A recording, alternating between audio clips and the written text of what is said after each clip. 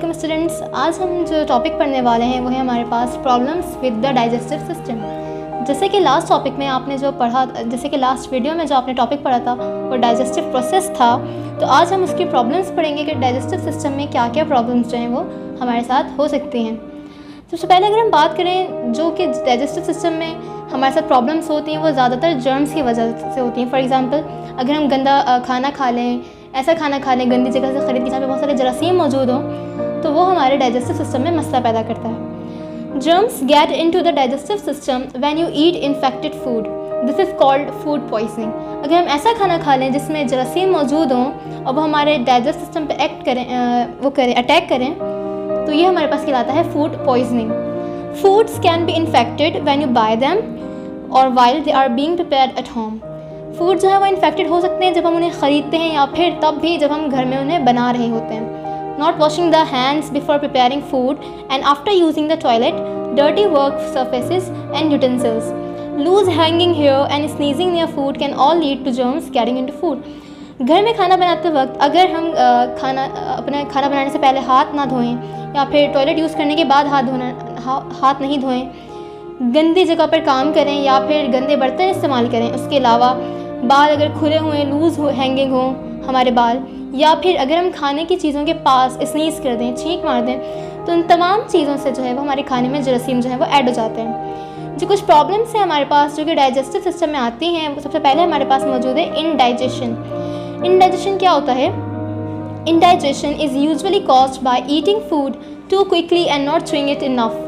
अगर हम खाना जल्दी जल्दी खाएं और उसे सही से ना च्यूइ करें, यानी कि ना सही से चबा सकें, the stomach produces extra gastric juice with the result that the stomach contain a lot of acid. हमारे स्टमक में पहले से ही एसिड मौजूद होता है, लेकिन जब हम खाने को जल्दी जल्दी खाते हैं, उसको सही से नहीं चबाते, तो हमारा जो स्टमक है वो ज़्यादा गैस्ट्रिक जूस को जो है वो प्रोड्यूस करता है, जिसकी रिज़ल्ट में हमारे स्टमक में बहुत ज़्यादा गैस्ट्रिक जूस जो है वो मौजूद हो जाता है।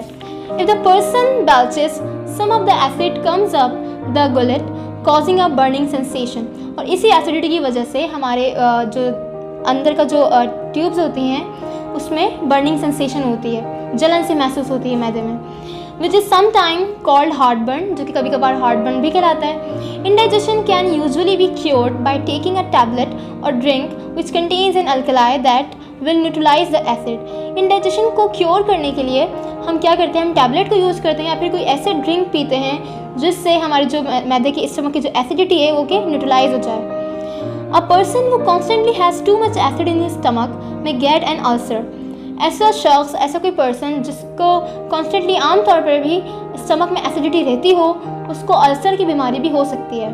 This is when the acid starts to eat into the wall of the stomach which then becomes raw and painful. असल में होता ये है कि जब एसिड ज़्यादा हो जाता है हमारे स्टमक में, तो आसपास की जो वॉल होती है स्टमक की, मैदे की जो दीवारें होती हैं, उनको खाना शुरू कर देता है, उनको ख़त्म करना शुरू कर देता है, जिसकी वजह से स्टमक की जो वॉल होती है वो रॉ हो जाती है और बहुत ही पेनफुल हो जाती है। मीन्स कि उसमें वुंड्स हो जाते हैं, ज़ख्म हो जाते हैं। Ulcers seem to be most common in middle aged and elderly people and often seem to be brought on by overwork and worry. अगर हम अल्सर्स की बात करें तो ये बहुत ही मोस्ट कॉमन होता है कि इसमें मिडिल एज में, दरमियानी उम्र में या फिर जो बड़े उम्र के लोग होते हैं उनमें, and often seem to be brought on by overwork and worry. और ये ज़्यादातर जो है इसकी वजह जो है वो होता है ज़्यादा काम करना या फिर स्ट्रेस में रहना। सेकेंड प्रॉब्लम जो है वो हमारे पास है diarrhoea. Infected food can be vomited from the stomach quite soon after it is eaten. Infected food जब हम खाते हैं तो वो अक्सर ऐसा होता है कि खाने के फ़ौरन बाद ही हमारे बॉडी से रिमूव आउट हो जाता है, या तो वोमिट के ज़रिए। More often the germs are busy breeding and multiplying in your digestive system before you begin to feel it। अक्सर औकात ऐसा होता है कि जो जर्म्स होते हैं हमारी बॉडी में अटैक करने के बाद ब्रीडिंग स्टार्ट कर देते हैं या फिर मल्टीप्लाइंग जो है वो स्टार्ट कर देते हैं। मल्टीप्लाइंग मीन्स कि वो अपनी रिप्रोडक्शन स्टार्ट करते हैं, जिसकी वजह से उनकी जो नंबर्स होता है जर्म्स का वो बढ़ने लगता है। White blood cells rush to destroy the germs and the liquid food is rushed through the digestive system and out of the rectum।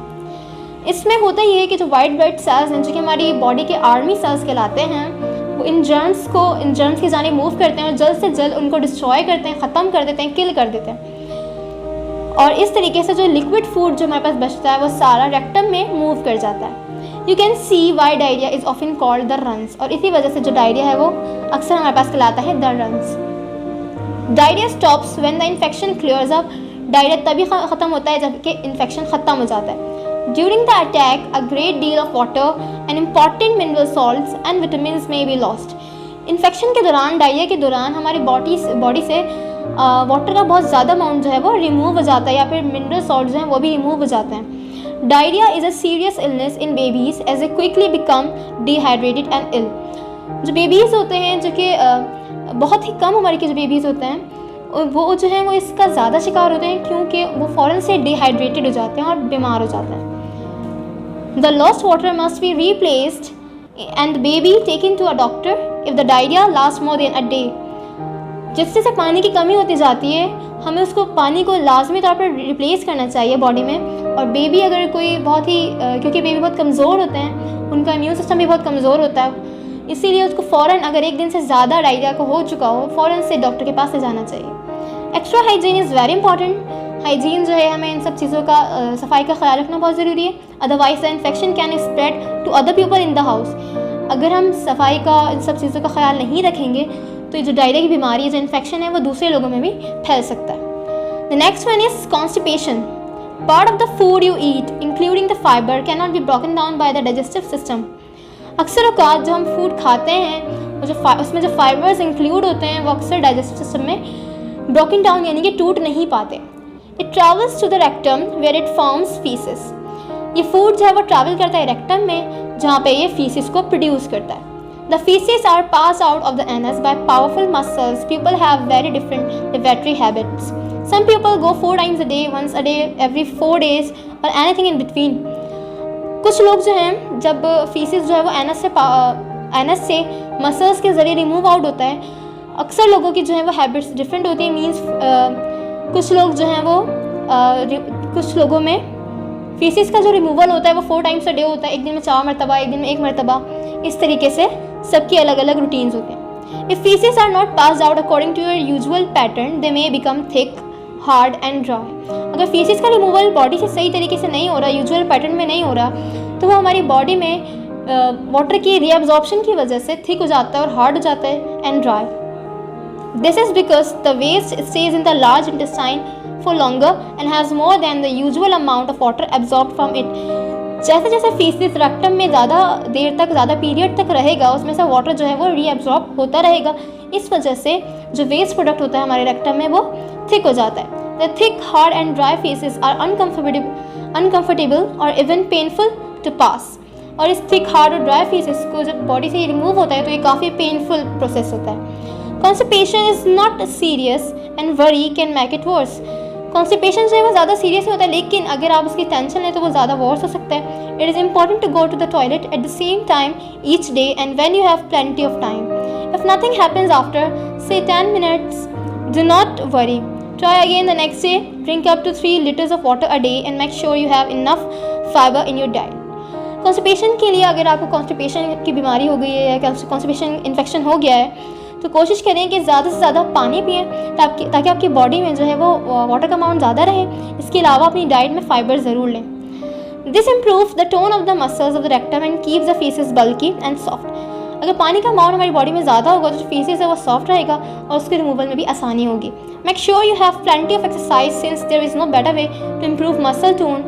Try to avoid laxatives. These are medicines to soften the feces. They work, but there is a risk that they may cause the powerful muscle of the rectum to lose their muscle tone and become lazy. You then need even stronger laxatives to help you to go to the lavatory. Medicines भी इसके लिए use की जाती हैं faeces को soft करने के लिए। इन सब चीज़ों के ज़रिए जो है वो हमारे जो फीसेस है वो सॉफ्ट होता है और वो आराम से जो है वो एक प्रोसेस के ज़रिए, अपने नॉर्मल प्रोसेस के ज़रिए हमारी बॉडी से रिमूव आउट हो सकता है। हमारा ये टॉपिक आज यहाँ पर ख़त्म होता है। इंशाल्लाह हम अगली वीडियो में मिलेंगे। अल्लाह हाफ़िज़।